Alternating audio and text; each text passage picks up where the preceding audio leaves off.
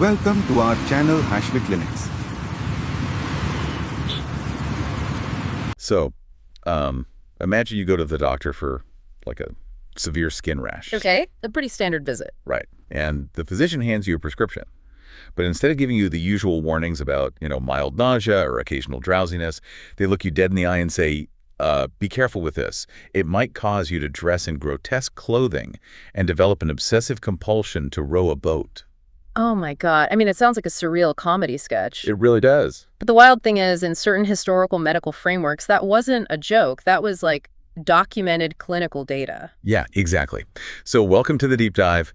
For you listening, we are stepping far, far outside the neat, bullet-pointed, highly sanitized world of modern pharmacy today. We have a really fascinating mission. We are unpacking this giant stack of personal medical notes, specifically from a Professor Dr. Rifat Hashmi, alongside several classical botanical texts. Right, and they are so detailed. Obsessively detailed. And all of these sources are focused on one single, highly unusual East Indian grass. Which honestly serves as the absolute perfect lens to understand how medical observation used to work. Like if you're listening and you think botanical texts are simply dry catalogs of Latin names and, predictable biological reactions, this documentation is going to completely upend that assumption. Oh yeah, completely. It captures the human body's most bizarre, extreme, and just hyper-specific reactions to the natural world. Okay, so the subject of our deep dive today is a plant called Anantherum Muricatum. You might also see it referred to in the text as couscous grass, Vetiver, or Vetiver. Right, Vetiver is probably the most common name people might recognize today. Yeah, exactly. It's a medicinal grass from the natural order Gramineae, and these notes explicitly point out it's primarily cultivated in the East Indies, specifically the Marquesas Islands. And the preparation method they detail in these notes immediately signals that we are operating well outside conventional pharmacology. Yeah, it's not just brewing a tea. Not at all. They use a tincture made from the dried root of the grass, and the text specifies very clearly that it must be taken in the third potency. Okay, let's unpack this. Yeah. Because potency in this context doesn't just mean like strength, right? It implies a very specific method of preparation. Yeah, the term tells us we are dealing with a homeopathic or at least a highly specialized alternative framework. In this system, they don't just mash up the root and serve it to you. A third potency means the original tincture has undergone a process of serial dilution and succussion. Succussion, meaning like vigorous shaking, right? Vigorously striking the vial against a hard surface, yeah. So they would take 1 drop of the original tincture, dilute it in 99 drops of alcohol or water, and then succuss it. That's the first potency. Okay. Then they repeat that entire process 2 more times to reach the third potency. So by the time we get to the third potency, the actual physical, chemical presence of the plant is, it's incredibly diminished. Vastly diminished. And that is entirely the point of this system. The underlying philosophy here is that this process strips away the toxic chemical bulk of the plant, unlocking its pure energetic signature. Energetic signature. Right. They believed that to cure deep-seated disease, you needed the energetic frequency of the plant, not its gross physical matter. Which honestly explains the absolutely wild diagnostic language in Professor Dr. Hashmi's notes. Yeah. Because beyond the basic botany, this plant is given a highly esoteric classification. Oh, the tagging is fascinating. Right. The notes link it to psoric and allergic constitutions. It is categorized under a label called miasm, Sidze ISIC 50. Oh. And okay, my absolute favorite detail, this medicinal grass is officially ruled by the planet Saturn. Yeah, the astrological and constitutional tagging is where modern readers usually just get completely lost. Understandably so. Right. But what's fascinating here is that there is a complex internal logic at play. Let's look at the term miasm, for instance. Yeah, what is a miasm? Well, in early 19th century alternative medicine, a miasm wasn't an airborne germ like we think of today. It was believed to be a deep inherited taint, like an energetic block or pollution in the patient's life force that made them susceptible to chronic illness. Okay, so like a genetic ghost haunting the patient's immune system. That is a brilliant way to conceptualize it, actually. Yes. And the choric constitution refers to the most fundamental of these miasms, often associated with a deficiency, an underlying itch, or a lack of vital reaction. Got it. So when the text tags this plant for a choric constitution, it's saying this root is designed to treat people whose vital force is fundamentally suppressed. But classifying a medicinal grass by assigning it to the planet Saturn, I mean, that feels less like modern pharmacy and more like filling out a hyper-detailed D&D character sheet for a plant. I love that. Like you're assigning it a race, a class, and an alignment. It's a level 3 Saturn-ruled grass of the Sauric order. The D&D comparison works structurally. It really does. But let's push that logic a step further to understand the mechanism they were going for. Why Saturn? Yeah, why not Mars or Venus? Exactly. In traditional astrology, Saturn represents restriction, coldness, time, and deep-seated decaying conditions. It's a very heavy, slow-moving energy. Oh, okay. I think I see where this is going. If we think about this like matching frequencies on a radio, Yes. if a patient is suffering from a deep, chronic, decaying illness, like a Saturn-like disease broadcasting at a specific frequency, the practitioner needs to prescribe a botanical remedy that broadcasts on that exact same Saturn frequency. It is essentially a theory of energetic phase cancellation. Wow. You introduce an identical frequency to cancel out the noise of the illness. That's why these cosmic classifications were critical. They weren't just being poetic, they were literally trying to match the invisible architecture of the disease to the invisible architecture of the plant. Okay, well, if the underlying energetic block is that heavy and Saturnine, it makes sense that the physical manifestations would be equally brutal. Because when we look at the physical symptoms this root is associated with, the texts describe it as a skin remedy of high order. But man, we aren't talking about a mild rash or dry elbows here. No, the pathology described in the notes is relentless. It is severe.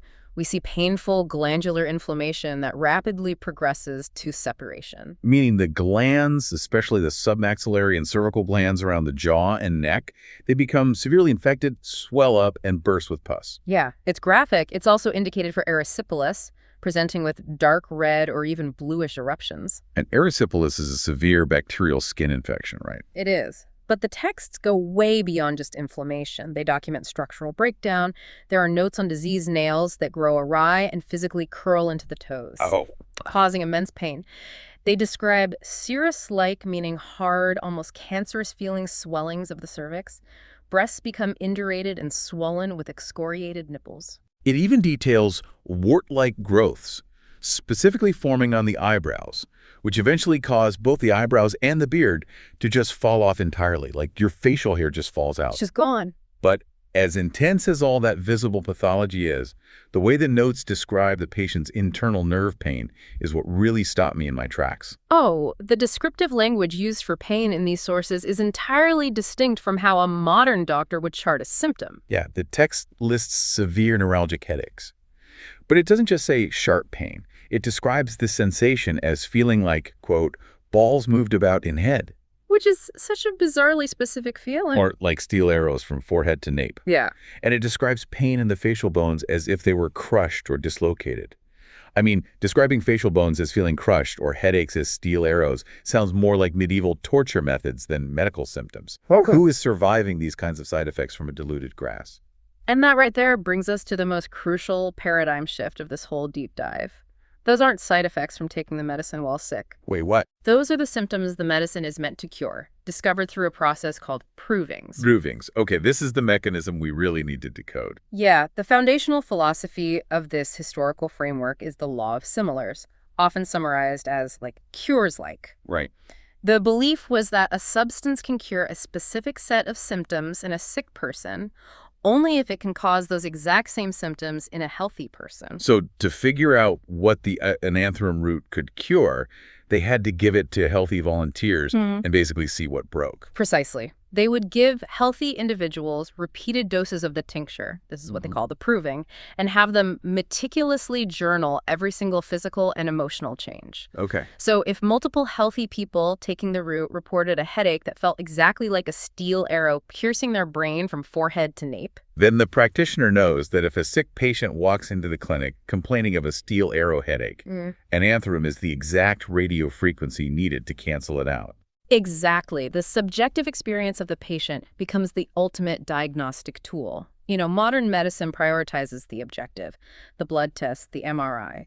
This framework prioritizes the subjective as if symptoms. Does it feel as if your bones are crushed? The precise metaphor the patient uses to describe their agony is literally the key to finding their cure. Man, well, here's where it gets really interesting.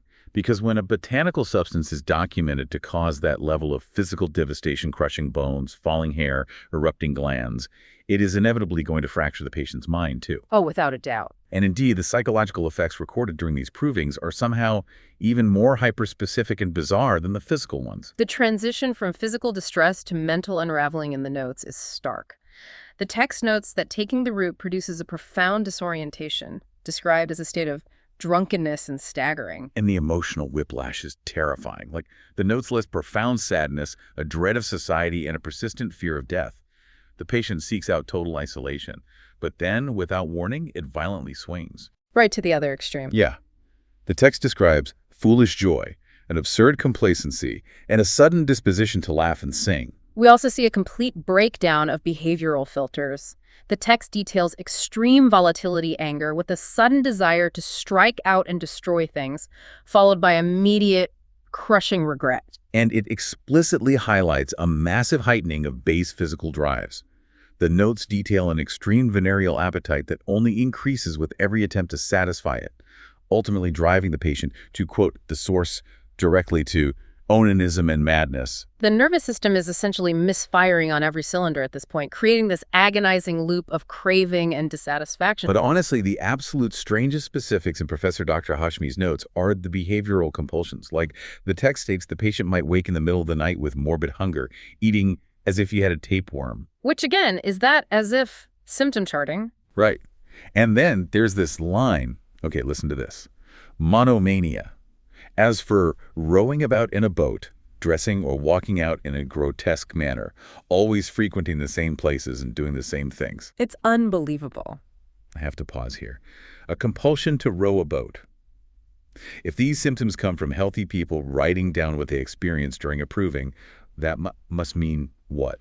One guy took the route, decided he really wanted to go row a boat, and it forever became official medical canon. Honestly, that is exactly what it means. And it highlights the fascinating and, frankly, highly controversial nature of how 19th century alternative medical data was collected. Right. In a modern clinical trial, an outlier like that would be immediately discarded as statistical noise. Right, the researchers would just assume, like, the guy liked boats, not that the East Indian grass compelled him to row. Exactly. But if we connect this to the bigger picture, in the philosophy of the proving, no data is bad data. The compiling physicians believe that the energetic influence of the plant would manifest differently based on the unique constitution of the volunteer. If a volunteer developed a week-long fixation on rowing, or decided to dress grotesquely and pace the exact same street corner, the doctor didn't filter it out, they recorded it. Because they never knew when a sick patient might walk through the door wearing a grotesque outfit and asking for a boat. Exactly. It sounds totally absurd to modern ears, but the underlying intent was this absolute reverence for the individual human experience. They wove these random-seeming quirks into a massive tapestry of human behavior, operating on the belief that the universe's remedies are as infinitely weird and specific as human illness itself. Okay, so what does this all mean for the person actually administering this? Because this naturally brings us to the final piece of the puzzle. If a patient's internal physical and psychological state is this shattered and chaotic, their nervous system must become incredibly hypersensitive to the outside world. Oh, absolutely. How do these texts track those external triggers? They track them through what are called modalities. A modality is simply the specific environmental condition under which a symptom either improves or degrades. Okay. And with a plant as reactive as Anantherum, the modalities are just a minefield of paradoxes. Oh, yeah. Take the relationship with water in the notes. The text describes a state mimicking hydrophobia. Like rabies. Exactly. The patient has this burning, unquenchable thirst, but their throat physically contracts and spasms the moment they even hear water mentioned, or if they happen to see a shining object. The body desperately demands hydration, but the nervous system is so overwrought that the mere concept of water causes a violent physiological rejection. And the rules regarding what a patient can consume are completely contradictory. According to the notes, if a patient drinks coffee, it makes their symptoms worse at first, but later it makes things better. Which is confusing enough on its own. Right. However, both wine and coffee are explicitly stated to aggravate the toothache. And if the practitioner needs to stop the effects of this remedy, like to antidote it, they use aromatic liquors. But the notes also claim the remedy itself is inimical, meaning naturally opposed or harmful. to wines, spirits, and alcohol. This raises an important question, doesn't it? Navigating that matrix requires a level of observation that borders on the impossible. Yeah. Looking at these contradictions like water makes you spasm but you're thirsty, coffee hurts before it helps, liquor is an antidote, but alcohol is inimical. It seems like handing a patient a bottle of tincture is actually the easiest part of the job. Definitely. The practitioner is being forced to act as this intense environmental detective. They have to control the room, the diet, the sensory input. That deduction hits the absolute core of why this source material is so vital to understand. In this system, knowledge is utterly useless if it isn't applied within a hyperspecific lived context. Wow. The contradictions in the modalities weren't viewed as errors in the notes. They were viewed as proof of the remedy's profound power. It forces a radically holistic worldview. Like, the doctor isn't just treating a disease, they're managing the dynamic interaction between a human being and their entire surrounding universe. Every sensory detail matters. The sound of water pouring in the next room, the timing of a cup of coffee, the specific type of aromatic liquor on the breath. All of these variables actively collide with the botanical remedy. The practitioner is orchestrating a delicate symphony of stimuli. It's just an incredible journey we've been on today. For you listening, we started with a simple dried East Indian grass from the Margarentis Islands. A simple grass. And by unpacking the mechanism of serial dilution, the philosophy of miasms, and the rigorous data collection of provings, we've watched it transform. We understand why it's a Saturn-ruled cosmic remedy, a tincture perfectly matched to patients suffering from crushed facial bones, falling eyebrows, uncontrollable tapeworm-like hunger, and a hyperspecific urge to dress grotesquely and row a boat. It is a remarkable deep dive into an era of medical history that prioritized the subjective human experience above all else. It serves as a powerful reminder for you that before standardized medicine, medical observation was an incredibly granular, individualized art form. It was an era where no passing mood, no bizarre behavioral urge, and no metaphorical description of pain was ever considered too trivial to document and study. We began by talking about the modern expectation of precision, right? The clean, bullet-pointed side effects on a printed label. Right. But looking at Professor Dr. Rifat Hashmi's notes on the couscous grass, we see a completely different relationship with nature and healing. So I want to leave you with this final thought to mull over. If a single type of root can inspire this level of wild, hyper-specific documentation, if it demands that we track the exact feeling of a steel arrow or the exact sound of water, what does that say about the infinite, unpredictable complexity of how the human body truly interacts with the natural world around us? Professor Dr. Rifat Hashmi is a distinguished homeopathic physician, educator, and researcher with over 4 decades of clinical and teaching experience. He is widely respected for his deep command of Materia Medica, repertory, and constitutional prescribing, combined with a practical, patient-centered approach. Dr. Hashmi has dedicated his career to training generations of homeopathic doctors, blending classical principles with modern clinical insight.